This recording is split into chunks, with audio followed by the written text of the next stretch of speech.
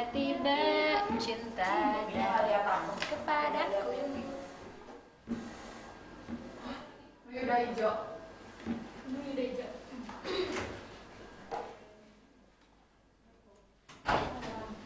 Saya pisan ya tanamnya oren. Mantap dan nono.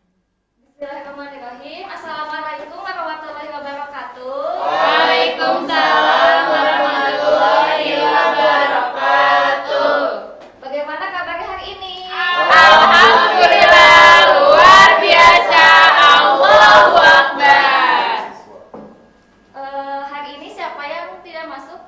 Masuk semua. Alhamdulillah ya. Alhamdulillah. Sebelum belajar, coba mejanya diluruskan dulu. Kamu lurusin sama aku. Terus kalau ada sampah di pinggir kalian atau di bawah kalian, maka bawa dulu, nanti dibuang seudah kelas. Nah, sebelum belajar, alangkah baiknya kita berdoa terlebih dahulu. Coba pimpin oleh KM-nya. Bu. Ya, maka Introduksi, nanti. ya. Sebelum belajar mari kita berdoa. Berdoa dalam hati dimulai. Selesai. Beri salam. Assalamualaikum warahmatullahi wabarakatuh. Nah, semoga pembelajaran hari ini bermanfaat dan dapat menjadi pengalaman atau pembelajaran untuk kalian ke depannya gitu ya. Amin. Nah, untuk hari ini Ibu akan menjelaskan mengenai jenis-jenis permasalahan sosial. Sebelumnya ada yang masih ingat materi minggu kemarin tentang pengertian masalah sosial? Ada yang bisa menjawab? Yang dijelaskan oleh Bapak Hoer. Lupa Bu. Lupa. Aku nggak masuk. Ya, jadi permasalahan sosial itu adalah sesuatu yang tidak diinginkan oleh sebagian masyarakat gitu, atau yang merugikan bagi masyarakat itu sendiri.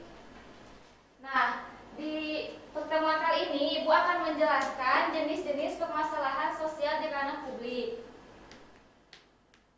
Ada yang tahu jenis-jenisnya apa aja? Belum. Pasti ada yang belajar gitu ya. Malamnya ada yang baca-baca. Jadi Bu. Pada Devi. males ya? Iya. Ya udah, langsung aja. Nah, sebelumnya ada tujuan pembelajaran materi hari ini, yaitu peserta didik mampu mencari, menggali, dan memecahkan permasalahan sosial yang ada di sekelilingnya dengan rasa percaya diri, bertanggung jawab, memiliki kepekaan sosial yang tinggi, dan mampu berkomunikasi serta bekerja sama dengan baik sehingga optimis dalam menghadapi permasalahan sosial yang terjadi di kemudian hari. Nah, semoga tujuan pembelajaran ini bisa tercapai oleh kalian semua. Nah, yang pertama, jenis permasalahan sosial yang pertama ada kemiskinan. Ada yang mau berpendapat seputar kemiskinan gitu, baik pengertiannya ataupun dampaknya gitu. Ada yang bisa menjawab? Ya, Repi. Menurut aku kemiskinan itu saat besok atau ya saat besok kita bingung mau makan apa. Iya, Bu. Ada yang lain? Aku Ada yang lain? Aku miskin. Yang berkaitan dengan kemiskinan yang terlintas di benak kalian gitu tentang kemiskinan. Kumuh, Bu.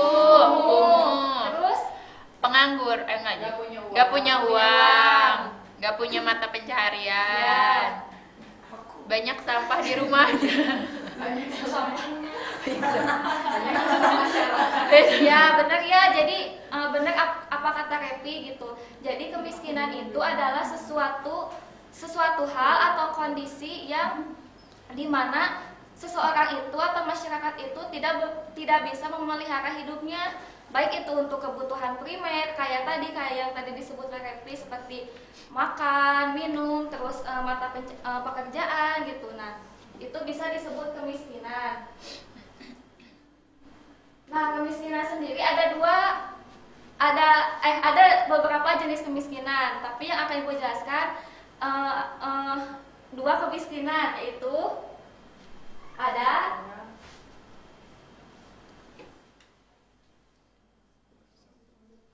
absolut dan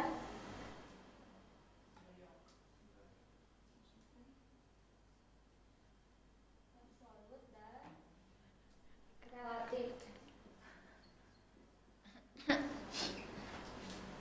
Nah, jadi kemiskinan absolut itu kemiskinan yang dimana kebutuhan primernya benar-benar tidak terpenuhi, kayak misalkan seperti tadi makan, minum, terus rumah, pakaian itu benar-benar tidak terpenuhi gitu.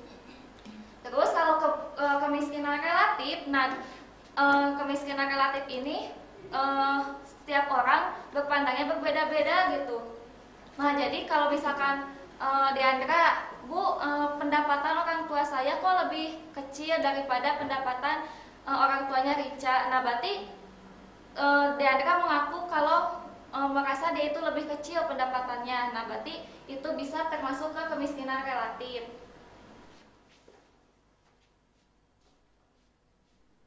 Nah, selanjutnya ada kriminalitas. Ada yang mau berpendapat? Kriminalitas itu apa? Ya, kejahatan. Kejahatan merugikan orang lain, Bu. Ya, bisa. Terus Perusakan. kerusakan. Oh, perusakan bisa. Melanggar hukum bisa. Terus Tidak manusiawi.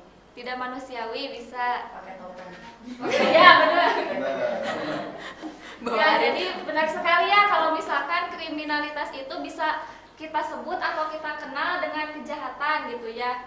Nah, tapi beda dengan penyimpangan, itu beda. Jadi kalau kriminalitas itu salah satu bentuk penyimpangan. Kan kalau penyimpangan itu ketidaksesuaian atau kegagalan menerapkan norma di masyarakat gitu, ketidaksesuaian. Nah, kalau misalkan kriminalitas itu salah satu bentuk dari penyimpangan yang identik dengan atau kita sering sebut dengan kejahatan gitu. Nah, kejahatan ini banyak berbagai macamnya gitu ya, seperti pencurian, pencopetan, terus pemerkosaan, pembunuhan. Pokoknya kejahatan itu, kriminalitas itu yang merugikan orang lain kuncinya.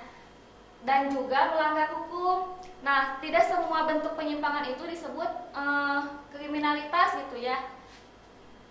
Karena kalau misalkan disebut kriminalitas itu merugikan orang lain gitu.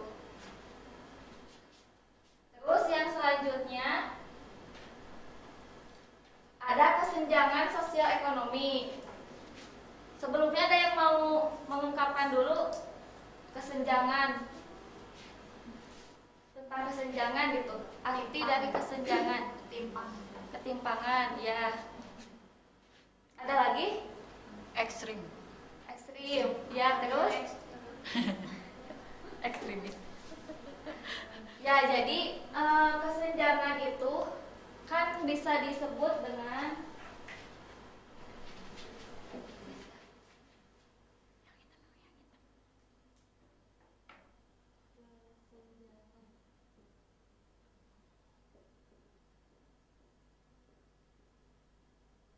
tadi kata Tiara apa? Ketimpangan ya. Terus ada lagi kesenjangan, Perbedaan yang mencolok. perbedaan. Mencolok.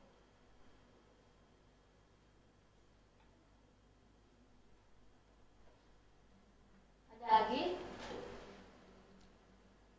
Ya udah. Jadi kesenjangan itu bisa dikatakan ketimpangan atau perbedaan gitu yang signifikan atau mencolok. Nah, di sini kalau misalkan kesenjangan sosial ekonomi itu terjadi ketimpangan di kehidupan bermasyarakat gitu.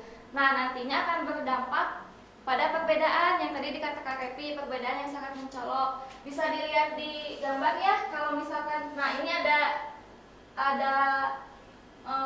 yang aneh gitu. Ada apartemen atau gedung tinggi sama rumah yang kumuh. Nah, dari dua gambar ini bisa terlihat gitu perbedaannya. Berarti kalau misalkan yang tinggal di rumah kumuh ini berarti yang tadi apa yang disebut dengan kemiskinan gitu, yang tadi rumah yang tidak layak, terus lingkungannya kotor. Sedangkan yang di gedung tinggi ini berarti orang-orang yang emang berpendapatan lebih gitu, yang mempunyai pekerjaan yang layak. Jadi benar-benar emang ada ketimpangan atau perbedaan yang sangat mencolok.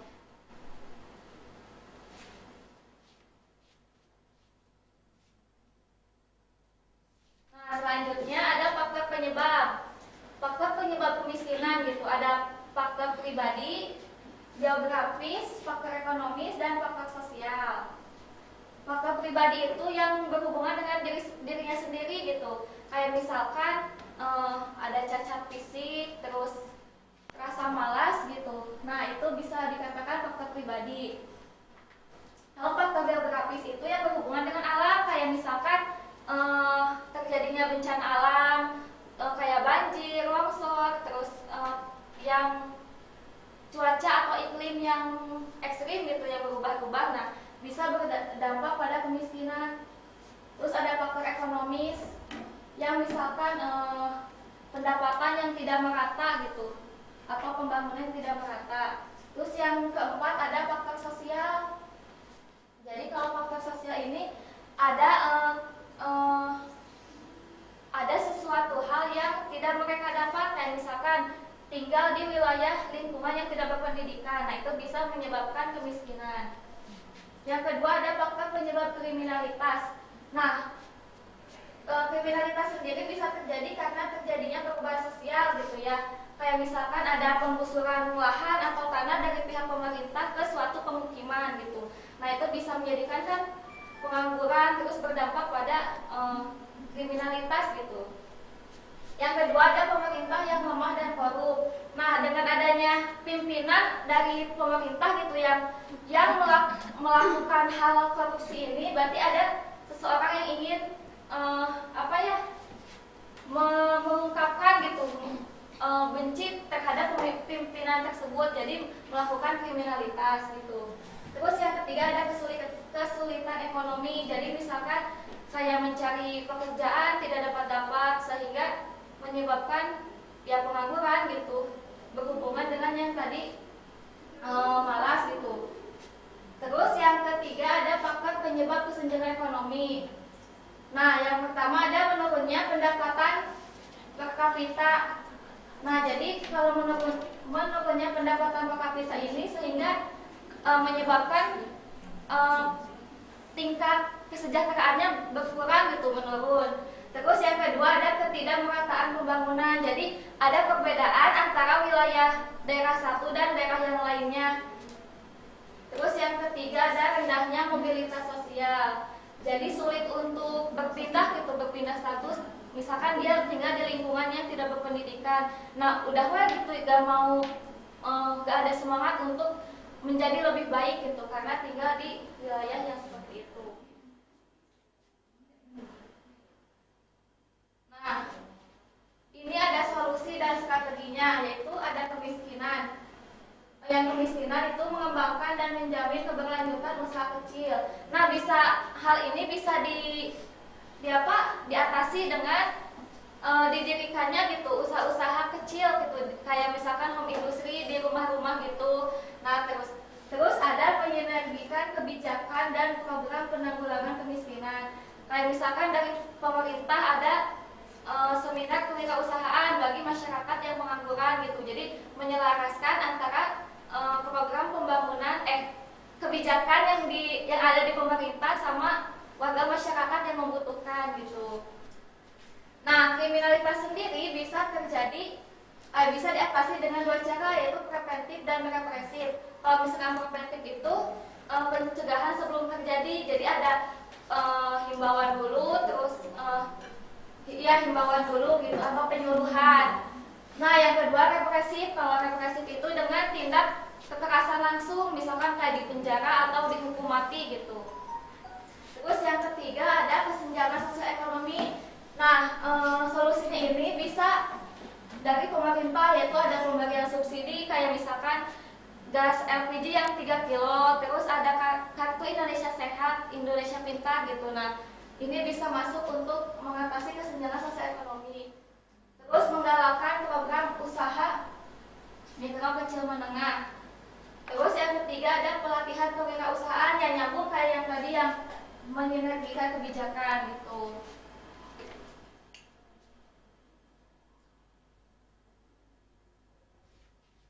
Nah selanjutnya ada tugas dulu ya dari ibu gitu. Coba setiap orang nanti membuat poster gitu tentang yang berhubungan dengan tentang permasalahan sosial gitu. Nanti dijelaskan di minggu depannya gitu. Baik itu pengertiannya, faktor penyebabnya ataupun solusinya gitu.